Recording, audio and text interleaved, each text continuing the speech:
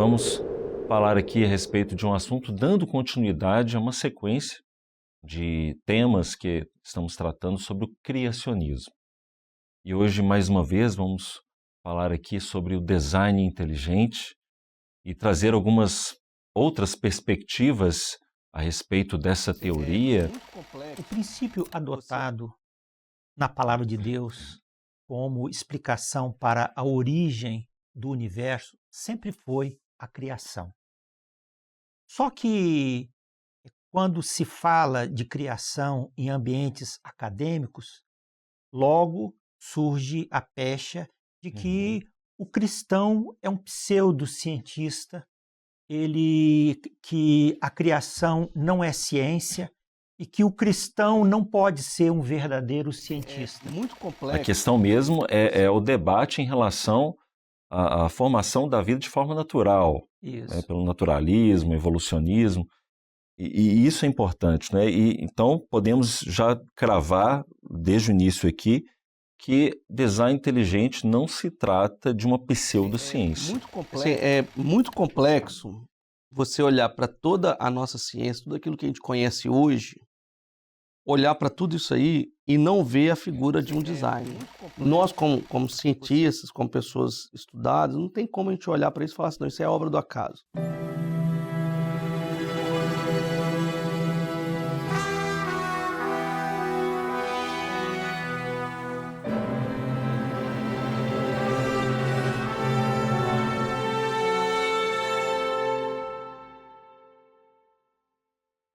Mas ainda voltando para essa parte da ciência, Pastor Rossetti, a gente sabe que o mundo intracelular ele tem muitos indicativos, né, tem muitos parâmetros. Há outros ainda que nós poderíamos dizer em relação àquilo que o próprio design inteligente propõe, a respeito deste designer, deste arquiteto, que inclusive teria formado as células, né? Por exemplo, algum outro exemplo, além da informação, né, que a gente poderia dar assim, a respeito disso? Olha, nós vimos que a, a, essa grande gama de informação ela surgiu dentro da pesquisa acadêmica, né? Foram os próprios cientistas, e foram cientistas assim do mundo inteiro investigando o microcosmo que descobriram essa enorme complexidade do mundo intracelular. Não é? E nós poderíamos citar vários exemplos de complexidades dentro das células, não é? Como certos mecanismos fisiológicos, os mecanismos químicos, não é? E passaríamos aqui talvez a tarde inteira só citando sobre isso. Você queria saber o que especificamente? A gente pode mostrar aqui um exemplo de complexidade redutível. O pastor já havia explicado muito bem, trouxe o conceito, mas só para a gente poder dar um exemplo, né, do que exatamente é complexidade irredutível, né? É uma complexidade, como o próprio nome diz, que não pode ser reduzida. Então, o que o design inteligente propõe é que os sistemas vivos, as células, o corpo humano, os tecidos, né, eles são extremamente complexos por si só. Então, eles como se fossem formados por estruturas, muitas estruturas que são interdependentes. Sim. Então, e que vão confirmar a formação e o funcionamento de um sistema complexo. Então, aqui está representado um sistema de engrenagens.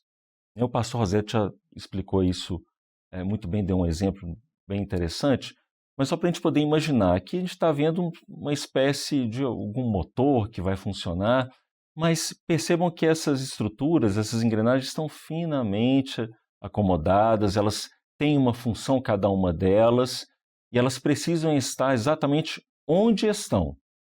Se eu retiro uma dessas peças, o sistema como um todo, ele deixa de funcionar. Certo.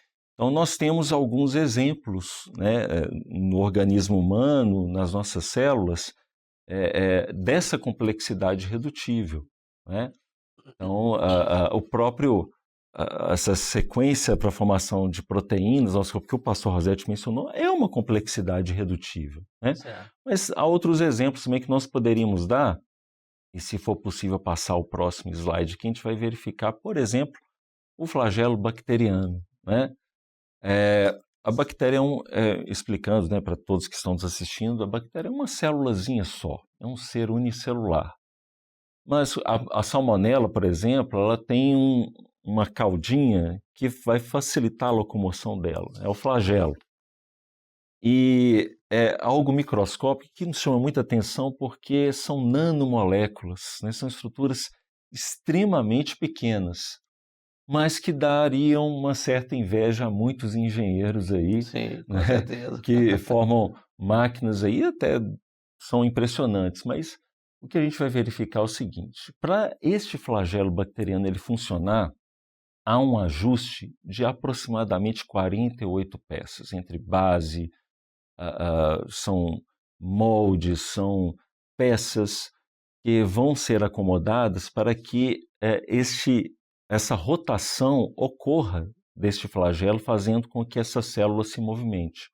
E nós vamos verificar o seguinte, que além da própria velocidade, a estrutura para locomover essa bactéria, esse sistema ele é tão ajustado, mas tão ajustado que ele pode fazer inclusive uma frenagem, ele pode mudar a rotação que antes era horário e passa a ser anti-horário.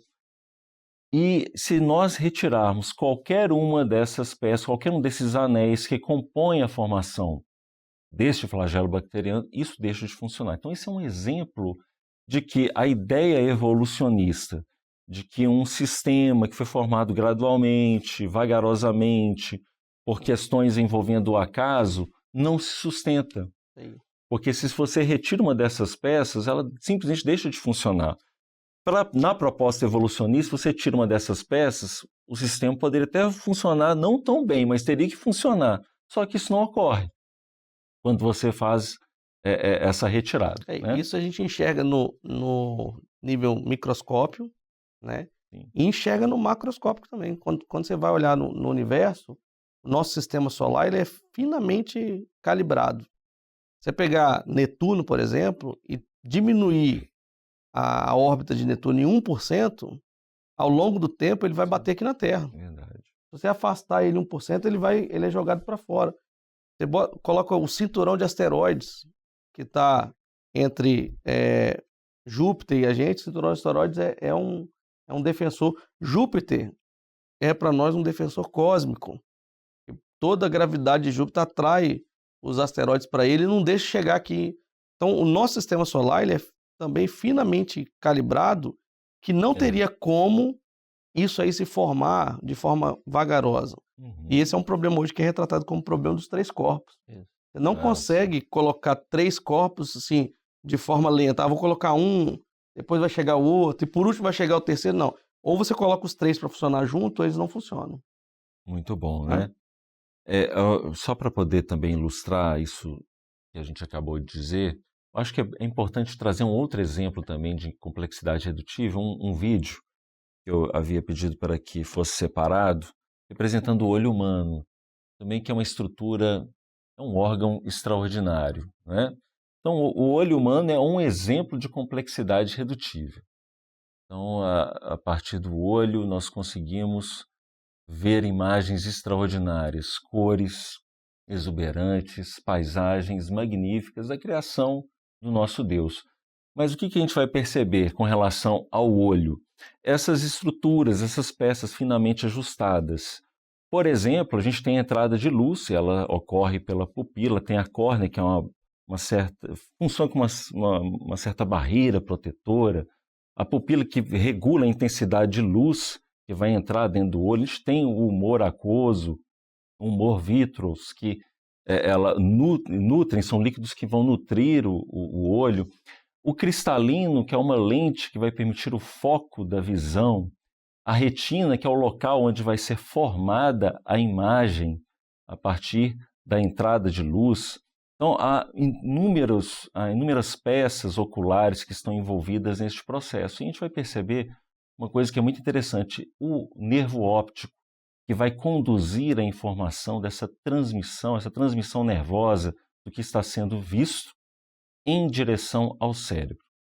Lá na retina, essa imagem ela é formada de forma invertida e o cérebro vai e corrige essa informação, colocando a imagem perfeita. E nós vamos verificar exatamente a conjunção de milhões de células, são aproximadamente 2 milhões de células, 2 milhões de partes de trabalho que estão envolvidas para que nós consigamos enxergar imagens como essas. Então é extraordinário. Se você retira qualquer uma dessas partes, esse sistema não funciona. Isso também é um exemplo de complexidade redutível. Quando a gente vê para a palavra, a gente olha na palavra, você quer falar alguma coisa, pastor? Eu queria, sem contar a forma como a célula da retina transforma é verdade. o estímulo elétrico, sim, o estímulo luminoso, a luz, perfeito, em energia. Perfeito. Então, é uma reação biomolecular que se transforma a nível que opera na célula da retina, né, onde se dá essa transformação. O estímulo luminoso, ele transforma uma molécula, essa molécula se deforma, gera uma reação em cadeia, e essa reação em cadeia gera um estímulo elétrico que vai ser transmitido através do nervo óptico. Maravilha. Então, é uma complexa reação química baseada em biomoléculas. Muito bom. E o nosso olho foi feito para funcionar bem aqui na Terra também. Que não é só toda essa captação do próprio o nosso olho mesmo, mas a atmosfera do planeta, ela permite com que a luz chegue no nosso planeta de uma forma que nos dê a impressão das cores corretas. A nossa luz, por exemplo, que é uma luz clara, uma luz branca, que entra na nossa atmosfera, ela permite que a gente veja a banana, por exemplo, da cor amarela. Se você mudar a luz de incidência da cor, se você botar uma luz escura, uma luz azul, a banana fica de outra cor. Então, até a nossa atmosfera foi calibrada para ajudar o nosso olho a enxergar. Muito bem, maravilha. A complexidade é grande. E aí, quando você vai ver o texto da palavra, fala que o Senhor é o arquiteto. Sim. O Senhor é o arquiteto e o construtor. Isso nós temos ele arquitetou, ele planejou e ele construiu. E você quer ver uma coisa que a gente enfrenta de problemas assim, muito grandes em obras de engenharia? É justamente esse delay entre aquele que arquitetou e aquele que está construindo.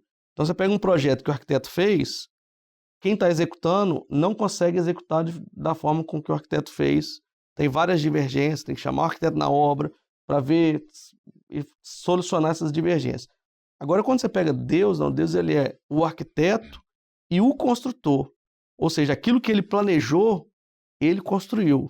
E como ele é perfeito, ele planejou de forma perfeita e construiu de forma perfeita. Por isso que lá na criação, toda vez que ele tem um dia novo, de novas criações, né, primeiro, segundo, terceiro dia, quando ele acaba de criar aquilo, ele fala assim, viu que era bom, e viu que era bom, e viu que era muito bom, porque ele viu que tudo aquilo que ele planejou foi construído. Maravilha, muito bom. O Salmo 33, verso 9, diz assim, porque falou e tudo se fez, mandou e logo tudo apareceu. Então a Bíblia, a palavra, ela fala a maneira como o Senhor ele fez. Haja luz, houve luz. E disse Deus, façamos o homem conforme a nossa imagem, a nossa semelhança. Ele fez o homem. E disse Deus, produza a terra erva verde. E assim foi. Então não foi uma coisa devagarinho, gradativa. Não. A palavra do Senhor, a onipotência da palavra da qual nós estamos falando aqui, né, que é poderosa para fazer todas as coisas. Né? Pelo contrário, não foi nada devagar. Entre a ordem de Deus e o ato acontecendo, não existe tempo. O Senhor fala e a coisa acontece na hora. Não precisa de um tempo. O Senhor falou que vai ter aqui o sol. Vai precisar de não sei quantos bilhões para formar. Não, o Senhor falou, haja luz, houve luz. Haja luminares e houve luminares. O tempo ali não é contado, porque entre a fala do nosso Deus e a coisa acontecer não existe tempo. Muito bem. É instantâneo. Muito bem. O pastor Rossetti, ele falou a respeito de um outro pilar, né, do design inteligente, que é a antevidência, que é a capacidade que este designer ele teria para prever adiante problemas e, de antemão, promover soluções para que aqueles problemas fossem resolvidos. Eu acho que nós poderíamos aqui dar alguns exemplos, né, pastor, se for possível mostrar aqui, na antevidência, né? Um exemplo clássico de Sim. antevidência é a membrana celular e as janelas que a membrana celular ela tem para a entrada de substâncias do meio externo para o meio interno. Uhum. E uma dessas janelas é a janela de água, né, o canal Verdade. de água, né? E nós sabemos que a molécula de água ela vem contaminada com íons hidrogênio, né? O H2O ele cria no meio externo um fio de hidrogênio que acidifica o meio, né? Então, se esse fio de hidrogênio ele entra no ambiente intracelular, ele acidifica a célula e mata a célula. Então, foi criado um método de modo antevidente para impedir a acidificação do meio interno, que foi a aquaporina, né? Que é a aquaporina, que é o canal de água. Cada molécula, existe uma molécula que funciona como um alicate. A molécula de H2O passa, com o alicate ele tira o H, não é? Uhum. Ele tira e deixa só passar a molécula de H2O. Então, os cientistas descobriram a existência desse mecanismo, que é um mecanismo clássico de antevidência para impedir a morte celular através da sua contaminação do meio interno. Então, isso é uma coisa maravilhosa. Há muitos outros exemplos de antevidência na natureza, como este que está sendo mostrado. A camuflagem também é interessante porque é uma estratégia, na verdade, ela faz parte da sobrevivência de alguns animais. A camuflagem o que é? Na realidade, a capacidade que aqueles organismos eles vão ter de se fazer confundido com o ambiente. Então, você tem o polvo, o polvo especificamente, ele tem algo extraordinário porque ele é repleto de células chamadas cromatóforos, que ele pode fazer se mudar de cor em infinitas cores, para se fazer confundido com aquele ambiente. E por que isso é importante? Primeiro, para ele poder se esconder de predadores, ou então para ele se esconder de presas e pegá-las de surpresa. Então isso faz parte da sobrevivência dele. A maioria dos organismos que tem essa estratégia como sobrevivência, camuflagem, se não existisse isso, eles estariam extintos. Sim. Então, o design inteligente mostra essa antevidência de um designer que previu essa vulnerabilidade desses animais e colocou essas características neles justamente para que eles pudessem sobreviver em ambientes complexos, em ambientes de perseguições ou escassez de alimento. É o caso aqui, por exemplo, dessa borboleta se camuflando na árvore. No caso das borboletas, elas não têm cromatóforos como os polvos têm, mas essas microescamas que elas apresentam, né, se fazem confundir pela própria coloração que ela tem com o tronco de árvore. A gente tem vários outros exemplos aí também na natureza. Então, Will, dentro dessa antevidência, se a gente for pegar a parte de engenharia, vou para a minha parte aqui da engenharia. Essa propriedade do polvo. Você vê, o polvo ele olha uma cor, né? E ele sintetiza aquela cor na mente dele, transforma aquela cor para sua pele, por assim dizer, para trazer aquela camuflagem que está ali. Se a gente for fazer isso na engenharia hoje, a gente tem que escanear a cor para o computador entender e depois imprimir a cor para eu ter aquela cor. Então eu vou lá, escaneio um documento, eu preciso de um scanner, escaneio o documento, depois esse documento vai ser impresso naquela cor. E os nossos dispositivos não conseguem traduzir isso em 100%. Não conseguem. Uhum. E esses dispositivos são obras de uma mente inteligente. Eu fui criando ao longo do tempo um scanner, eu criei a impressora, e mesmo assim a gente não consegue aproximar, trazer para 100% aquilo que está sendo escaneado e impresso. A gente aproxima muito, mas não chega a 100%. E aí, quando você olha para uma obra dessa, você não tem como olhar para isso e não ver a obra de um Deus que é todo-poderoso. Onde ele enxerga a cor e ele fala assim, agora eu vou copiar essa cor para que eu fique parecido com o ambiente. Ele vai copiar essa cor na própria extremidade dele, pronto. Aí, como é que a gente olha para isso e vê obra do acaso? É impossível. Maravilha, maravilha, né? Bom, mas poderíamos falar ainda de muitas outras coisas, mas nosso tempo chegou ao final, nós vamos encerrar esse episódio. Vou pedir para o pastor Eduardo Rosetti fazer as considerações finais dentro de tudo aquilo que nós falamos até aqui neste episódio. Olha, certamente o que nós falamos aqui são aspectos bem iniciais, né, abordagens bem superficiais de um assunto que é amplo e profundo. E o nosso irmão, aquele que deseja ampliar o seu conhecimento, há hoje uma grande literatura disponível àquele que deseja conhecer. Mas o aspecto que eu gostaria de destacar é que cada avanço científico, cada detalhe a mais que se descobre, confirma-se a veracidade e a autenticidade da palavra de Deus. Como um prosseguimento do texto que foi lido no início, eu leria o versículo seguinte, que diz o seguinte: toda a palavra de Deus é pura escudo para os que nele confiam. Então, a palavra de Deus, mais uma vez, ela demonstra a sua veracidade, a sua profundidade, o seu conteúdo de verdade, até mesmo àqueles que estão em busca de uma explicação sobre aspectos do nosso universo, a origem da vida na Terra, e não serão confundidos aqueles que confiarem no Senhor e no ensino que Ele nos transmite através da sua palavra. Muito bom, glória a Jesus. Queria despedir aqui do pastor Eduardo Rosetti. A paz do Senhor seja sempre bem-vindo, viu, pastor? Obrigado. Paz do Senhor, professor Tiago Costa. Até o próximo programa. Paz do Senhor, paz do Senhor. Queremos despedir também de todos que estão nos acompanhando, com a paz do Senhor Jesus, e dizer que no próximo episódio continuaremos ainda abordando um novo tema. E se você quiser conhecer mais ainda a respeito de outros assuntos já trabalhados no programa Ciência e Fé, basta acessar o canal oficial da Igreja Cristã Maranata no YouTube. Lá tem uma playlist do Ciência e Fé com diversos episódios.